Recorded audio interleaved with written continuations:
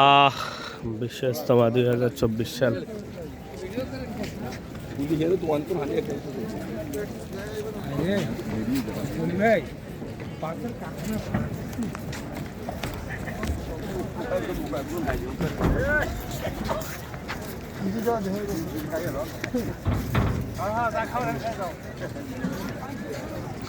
ইয়াসিন, তোমার মতামত কি, অভিমত কি? তুমি আজকে 2025 সালে এসে ওলামায়ে কেরামের তত্ত্বাবধানে যে ইজতেমা দ্বিতীয় পর্ব নোয়াখালীর পক্ষ থেকে এসেছ, তোমার অভিমত কি?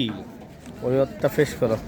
আলহামদুলিল্লাহ, আসলে এখানে এসে অত্যন্ত মানে মুগ্ধ হয়েছি আমি, যে যে একটা দিনই একটা পরিবেশ, যে সুন্দর দিন একটি মসজিদ এবং তার পাশে একটা নদীও আছে, তুরাগ নদী দেখতে অনেক সুন্দর লাগতেছে, ভালো লাগতেছে।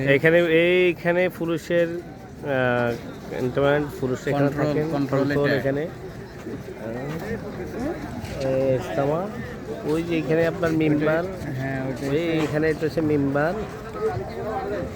বহুত বড় এরিয়া আমাদের। ওই যে আর একটা পুরুষ কন্ট্রোল আরেকটা দেখা যাচ্ছে, যে এখানে এইটা পুরুষ কন্ট্রোল।